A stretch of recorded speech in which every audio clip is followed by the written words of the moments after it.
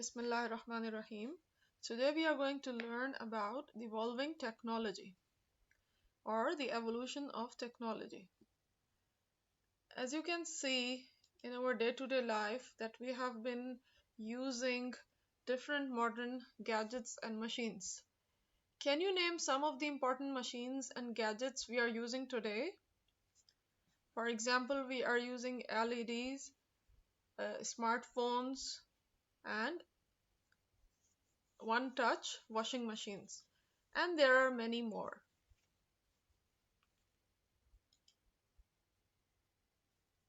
Technology today has revolutionized how we live. Not so long ago in 1980s, even the most advanced classrooms were equipped with a blackboard and a chalk. There were no whiteboards or interactive whiteboards.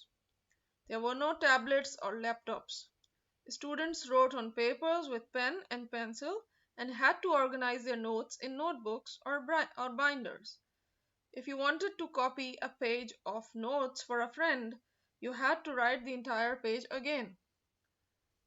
But now, with the help of printers or scanners, it has become way easier to copy down the notes and to just click a picture or share. As you can see, the blackboards which were used lately in 1980s and now we are using whiteboards and the boards are interactive too. The mobile phones were also a very expensive thing. Still it is very expensive thing, but rarely previously it was a rare thing, and very few people used to have phones. And if somebody in the neighborhood had the phone, so mostly people would like to go to their home to make a phone call. In villages this thing was happening like this, that if one house had the phone telephone in their house like this, so the neighborhood would who did not have phone, so they would go to their house and make a phone call to reach to their relatives. So most people in the world did not have the mobile phones. 25 years ago, the mobile phone that did exist were large, expensive, and the connection was not always good. Most people used landline phones or pagers in those days. A pager is a device that displays a number telling the receiver who to call back on the landline. So this has changed a lot now. Now we are using mobile phones, we are using smartphones, and it has become the part of our attire, and it has become the part of our education. Even the small kids of from 3 years old, they start using their mobile phones or tablets, and everyone has access to the mobile phone, and everyone has their own cell phones, and that is not only used for calling purpose. You are using it for taking pictures and jotting down notes and for so many purposes. Television sets. A half a century ago, most televisions in the world displayed a black and white picture, not a color picture. The televisions were big pieces of furniture with small screens. In 1940s, the only way to see a movie was to go to a theater, also called a cinema. So technology has certainly changed the way we live. And now you can see every household has a big LED or a small LED and a smart TV, and you just need to connect it with the Wi-Fi and you can play all the channels on it, and you can watch YouTube on it. Even you are not only relying on the TV channels. So this is how the technology has revolutionized the way we live. Let's have a look how this journey started. We will talk about the inventors of the 18th century. Several inventors were working on the way to communicate over long distances. Alexander Graham Bell, Antonio Meucci, and Elisha Gray developed similar models for a working phone, and applied for patents around the same time. What is patent? Patent is basically when somebody had a product and they wanted to launch it, so they had to apply like a copyright thing. It's same like copyright thing. So they had to apply to get the permission or license from the government, like a legal license to launch their product on their name.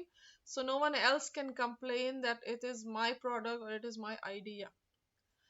So the people were looking for the way to communicate, and these three people, Alexander Graham Bell, Antonio Meucci, Elisha Gray, they developed similar models and they applied for patent. So who was the first one to get the patent? Alexander Graham Bell. He received the first patent for his telephone invention in 1876, and the next year he founded Bell Telephone Company. Alexander Graham Bell is often called as the father of the telephone. This is the phone he invented, and this was this was how the people were using it.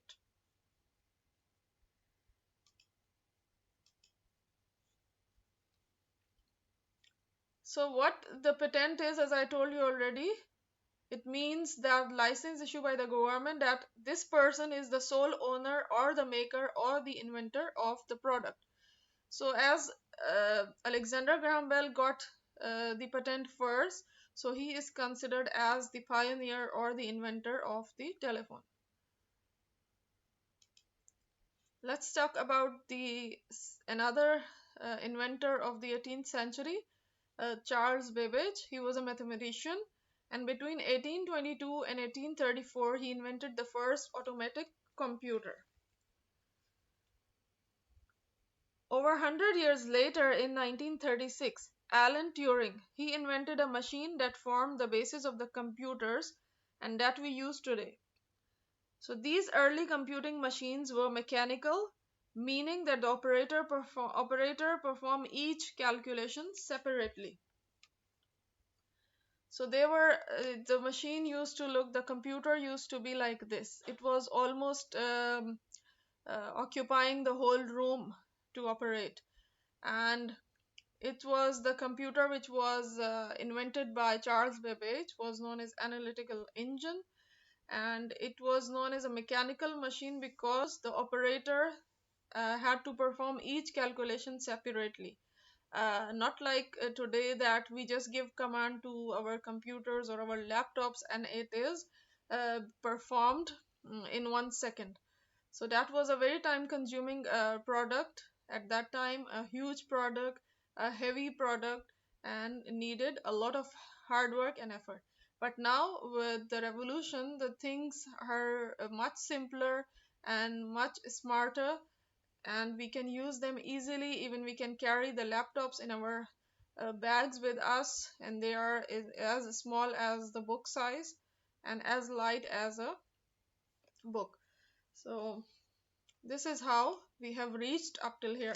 Let's see what wonders the coming centuries will bring for us in the field of technology. That's all for today. Thank you very much.